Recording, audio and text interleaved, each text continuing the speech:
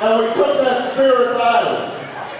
And we went to Des Moines, and we went to Waterloo, and we went to Ames, Iowa, and everywhere we went, we saw huge crowds and enormous enthusiasm. And I was feeling especially good because I took my family with me. And the hardest thing about politics is being away from your family, but this time I had my wife with me, and I had my older daughter, Malia, who's 8, and my younger daughter, Sasha, who's 5. And I had my mother-in-law and my godmother, and nieces and nephews. We had the whole family with us.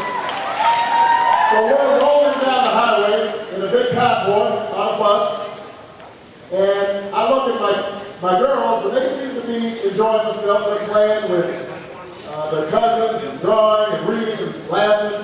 So I go over to them, I said, to my older one, I said, "Sweetie, are you having fun?" And she said, "Yeah, Dad, I'm really enjoying this. I want to come on more of these trips." And she goes back to doing whatever she was doing. And after a while, she turns back and she says, "Daddy, what are we doing here again?"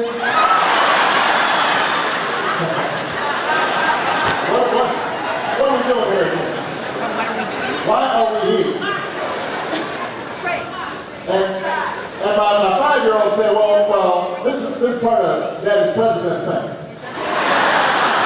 That's what my 5-year-old said.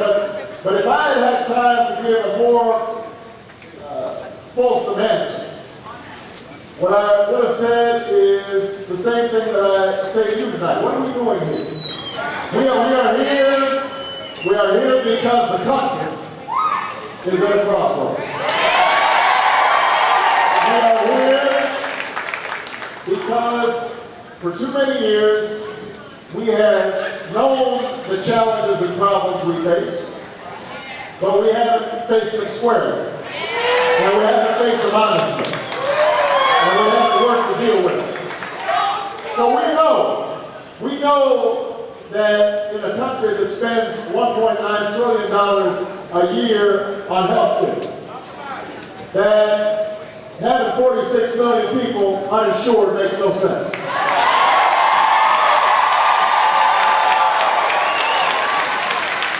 We know that in a world economy, too many of our young people are being left behind, that they are not being trained to compete on the international stage, that our math scores and our science scores are declining relative to the rest of the world, that our college has become too tough for too many people because Congress, in its infinite wisdom, decided to raise tuition on student loans and raise interest rates on student loans instead of bringing them down.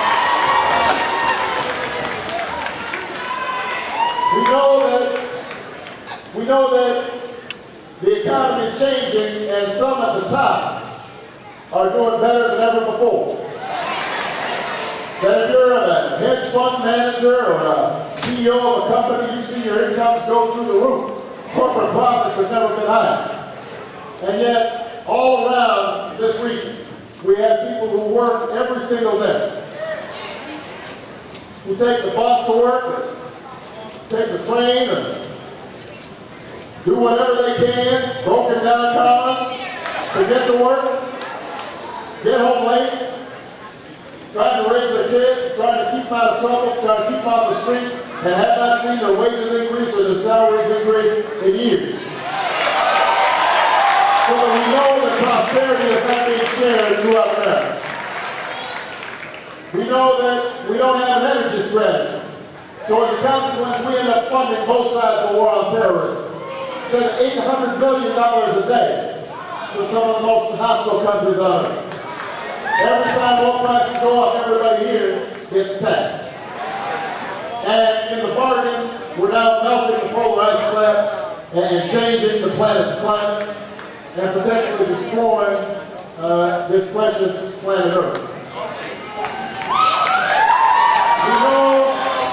We know that we are in the midst of a war that should have never been authorized.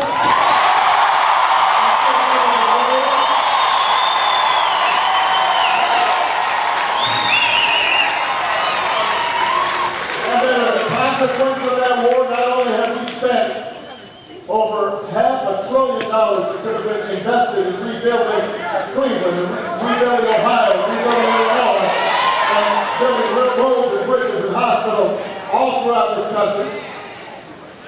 We lost more than 3,100 of our bravest young men and women. Thousands more seen their nerves shattered, limbs severed, trying to piece their lives back together again. And a consequence of this war is to make us less safe. So that we've seen Afghanistan slip back into the hands of the Taliban. We've seen Al-Qaeda start to rejuvenate.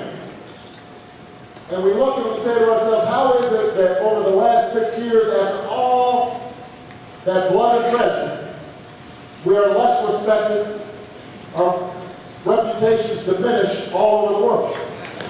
How could that be? So we know what the problems are. And we know that the path we've on has been rejected by the American people. That's what the November election was about.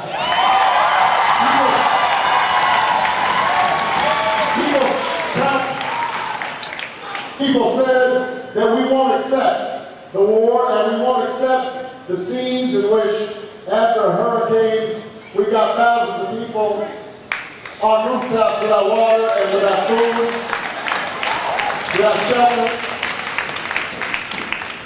So we know those things, but what the American people are also understanding is that it's not enough just to reject what has been. We've got to embrace a vision for the future. We've got to see what's out on the horizon. We've got to create a new America. And that is what we're doing here. That's the moment that we're in right now. We are in a moment in which, if we make some good decisions, then we can do what previous generations have done and create a more unified and a more prosperous, a more equal and a more just America. And if we fail to accept these challenges, then we find ourselves perhaps the first generation of